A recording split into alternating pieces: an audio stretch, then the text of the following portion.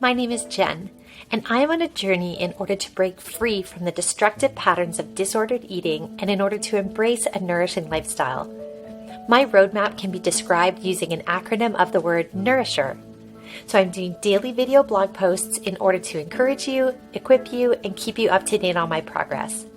If this content is helpful or encouraging to you, please consider subscribing, hitting that like button, and sharing with others.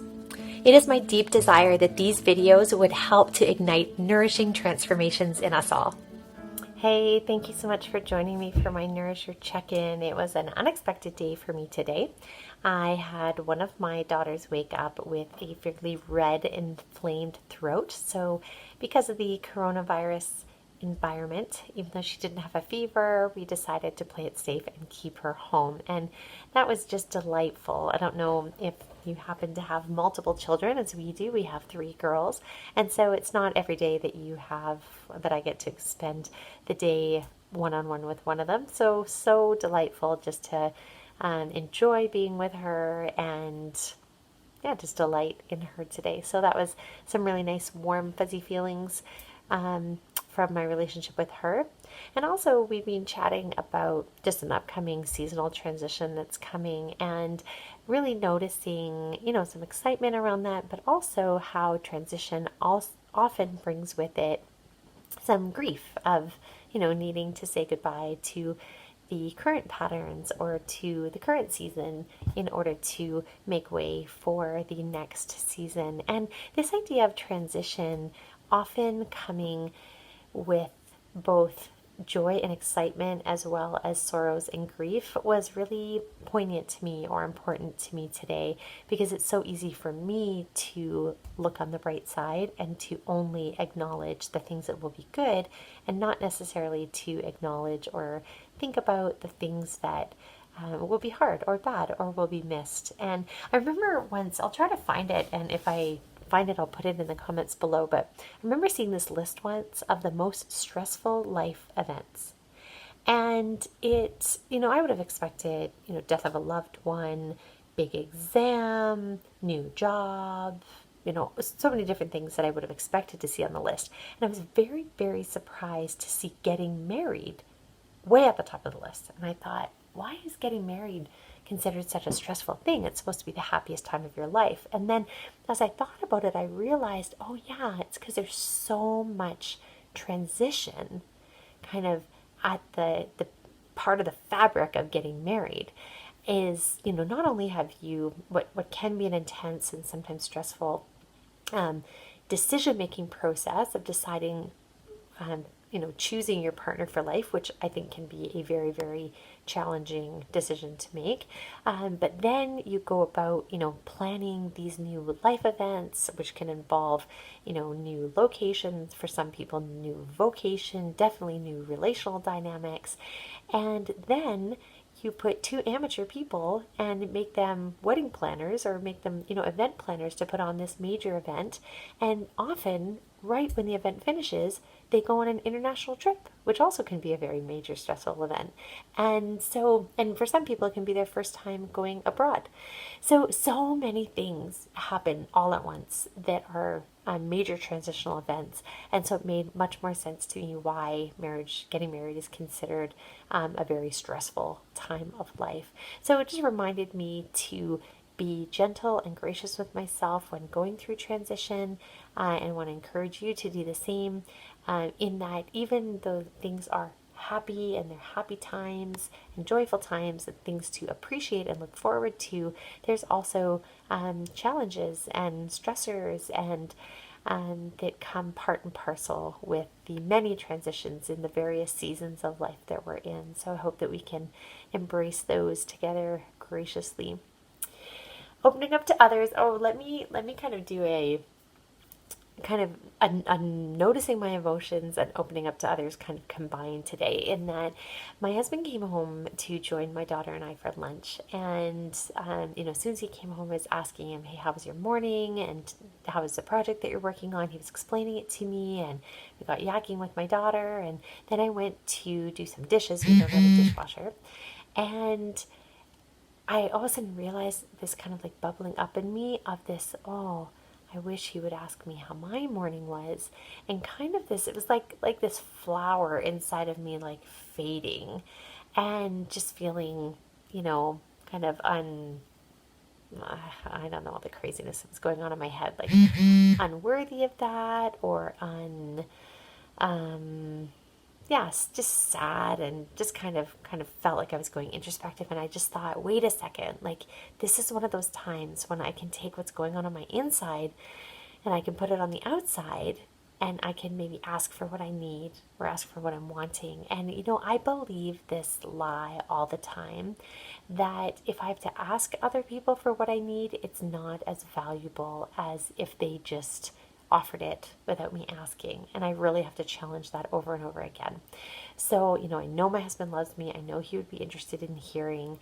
And I know that he's a distractible person and doesn't always think to ask. And so I kind of, doing all this at the sink, like working through all this in my head. So I am trying to figure out, like, how could I ask him, or how could I say it? Should I just say, hey, this is what I did this morning, or should I ask him to ask me, or like, what should I do? So just like putting myself in circles for these things that seem so ridiculous to talk about them later. But so I ended up saying to him, hey, do you have to get back to work right away, or do you happen to have a little bit more time? And he said, oh, I've got a bit more time. Why?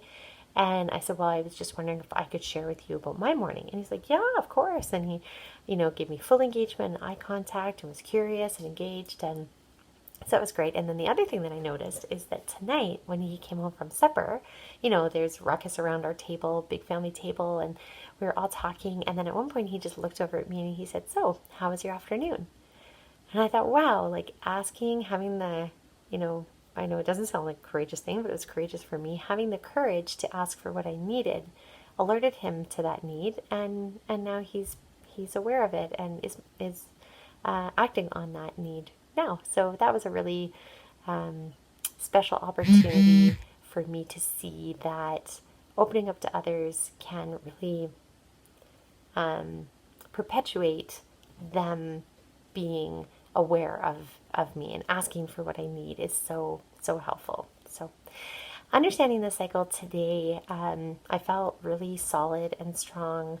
I am still noticing a lot of cravings for sweets after meals, even when I know that I've eaten enough.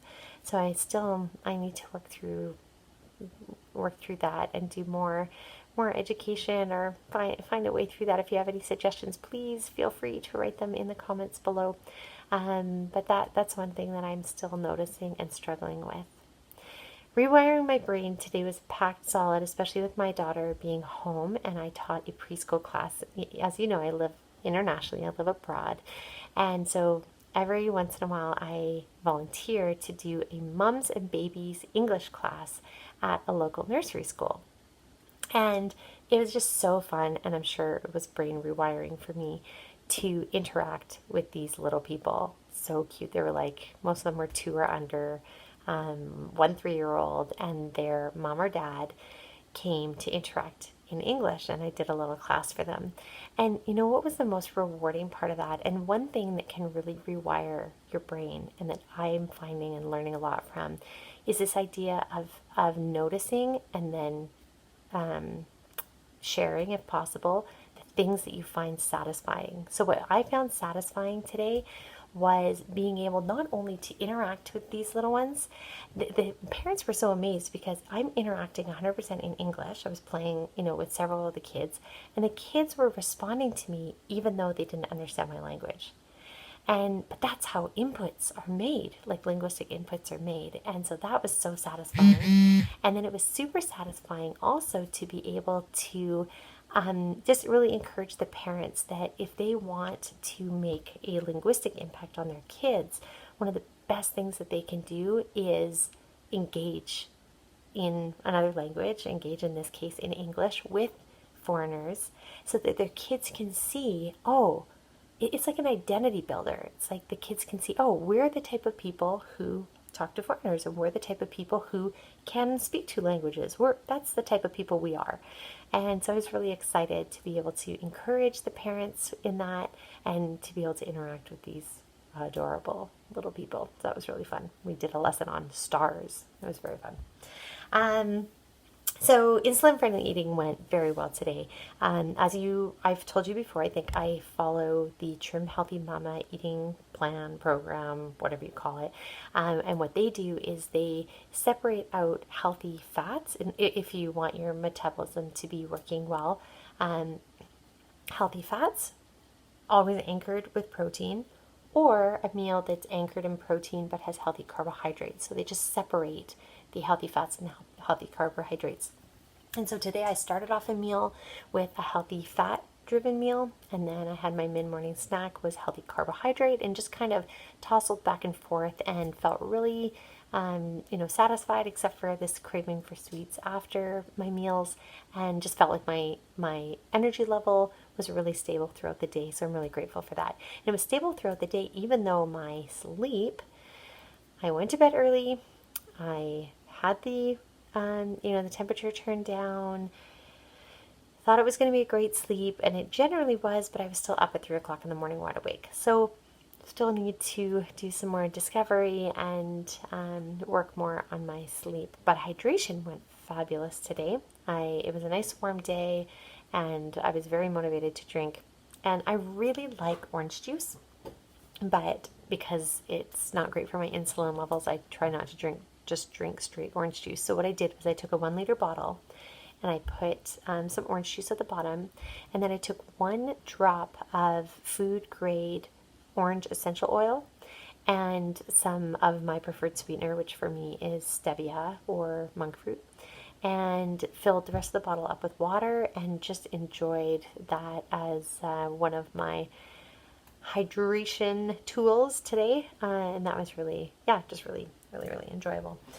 Exercise went great. Dr. Mike Evans talks about how if you can make your exercise part of your social routines or part of your kind of necessary routines in your day, that's how people are most successful, rather than saying, oh yeah, I'll go to the gym, and you go for a week and then you never go again. Or yeah, I'm going to start running, and then again, you do it for however many days and then you never do it again. So today was kind of one of those great days where there was exercise worked into the necessity of my day. And as part of work, I had to, walk a couple kilometers somewhere, walk a couple of kilometers back. So that's always for me a fabulous way to get exercise in. And reward, I think what was just so rewarding about today, and that gives me hope for the future, is this idea that as I learn to make my needs known and to open up and to show my loved ones what's actually happening inside of me, that it makes them more equipped to know me. Because here I am wanting to be known, and yet to just sit and want to be known and feel bad about not being known, rather than make yourself known.